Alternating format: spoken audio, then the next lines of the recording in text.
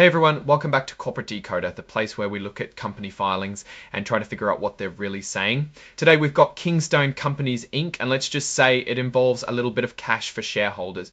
So Kingstone Companies Inc. just put out a report on July 22nd of 2025 and it's mainly to tell us about a dividend. Yes, a little something for the folks who own the company stock.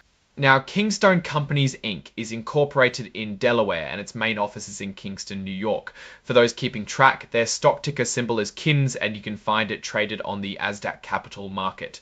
The big news here is about their common stock. Remember, when you buy common stock, you're buying a tiny piece of ownership in the company.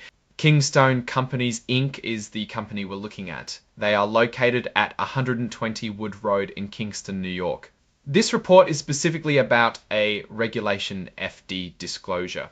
Now, what does that fancy term mean? Basically, it's about making sure everyone gets the same information at the same time. Companies can't just whisper important news to a few big investors. They have to make sure it's public. And that's exactly what they've done. On July 22nd of 2025, Kingstone Companies Inc., which they call the company in these reports, put out a press release. This press release announced that their board of directors, which is the group that makes the big decisions for the company, has decided to give out a dividend of 5 cents per share. That's a small amount, but it's a regular payment to their shareholders, which is usually a good sign. It means they have enough money coming in to share some of the profits. This dividend is set to be paid out on August 26th of 2025. For you to get this dividend, you need to be a shareholder on record before the close of business on August 11th of 2025. So if you own the stock before that date, you'll get that extra 5 cents per share. They've included this press release as an exhibit to this filing. Think of it like an attachment showing you the official announcement. Now here's a little bit of legalese that's good to understand. The information here is being furnished, not filed. What's the difference? When something is filed, it's held to higher legal standards. Furnished means it's more informational and they're not saying it's the be-all and end-all of all their info.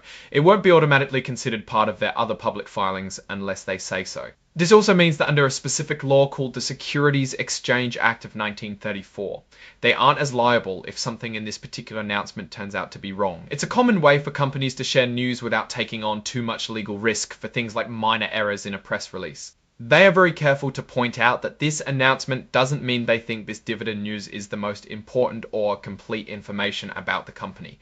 It's just a piece of news they're sharing. Then we have item 901, which is all about the exhibits. This confirms that Exhibit 99.1 is indeed that press release we just talked about from July 22nd. And then there's Exhibit 104, the cover page interactive data file. This is usually a digital file that makes it easier for computers to read and process the filing, especially with financial data.